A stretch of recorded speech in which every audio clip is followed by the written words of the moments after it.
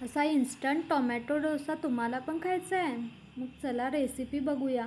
त्यासाठी अर्धा कप तांदळाचं पीठ घालायचं आहे, टोमॅटो घालायचे आहेत, अर्धा कप बारीक रवा घातलेला आहे, गव्हाचं पीठ आहे अर्धा कप. सगळं मिक्सरला फिरवून घ्यायचं आहे. सगळं मिक्सरला फिरवून घेतलेलं आहे.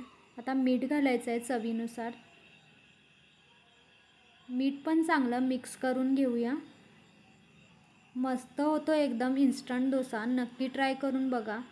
बेकिंग सोडा घालायचा अर्धा चमचा आणि त्यावर फर्मेंट होण्यासाठी थोडं पाणी घालायचं आहे आणि चांगलं एकाच डायरेक्शननं फेटून घ्यायचं आहे. त्यामुळे पीठ हलकं होतं आणि डोसा जाळीदार होतो. चांगलं असं फेटून घेतलेलं आहे. आता त्यामध्ये आपण तिखट घालायचं तर विसरलोच. अर्धा चमचा तिखट घातली ना खूप मस्त लागतो डोसा. चांगलं सगळं परत मिक्स करून घेतलेलं आहे. आता डोशाचा तवा आहे तो गरम करायला ठेवलेला आहे. हाताने चेक करायचा, जास्त गरम पण करायचा नाही. चांगला पुसून घेऊन मगच घालायचा आहे आणि वाटीने एकसारखा फिरवायचा आहे. मधीच वाटी थांबवायची नाही. आता याला 2 मिनटं हात लावायचा नाही. थोडं तेल घालायचं आहे. आपोआप उचलून वर येतो. अजिबात हात लावायचा नाही आणि गडबड करायची नाही आहे. गणपतीच्या वेळी गडबड असते ना नाश्ता करण्यासाठी, तर इन्स्टंट बेस्ट रेसिपी आहे टोमॅटो डोसा. नक्की ट्राय करून बघा.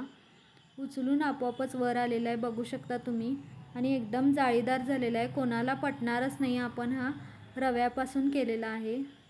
पीठ भिजवायला पण लागत नाही, बारीक करायला लागत नाही. अजून एक करून दाखवत आहे. तवा पुसून घेऊनच मग पुढचे डोसे करायचे आहेत.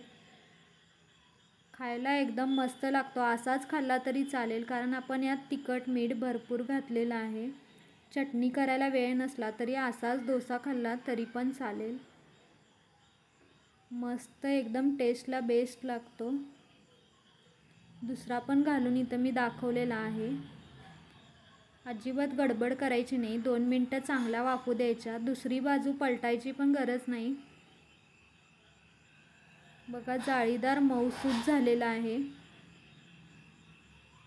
असाच खा. टिफिनला पण मी इथं दिलेला आहे मुलीला आणि चटणीसोबत दिलेला आहे. तुम्ही पण एकदा ट्राय करून बघा. चला आता मग पुन्हा भेटूया अशाच नवीन रेसिपीज. तोपर्यंत खुश राहा, मस्त राहा, खात राहा.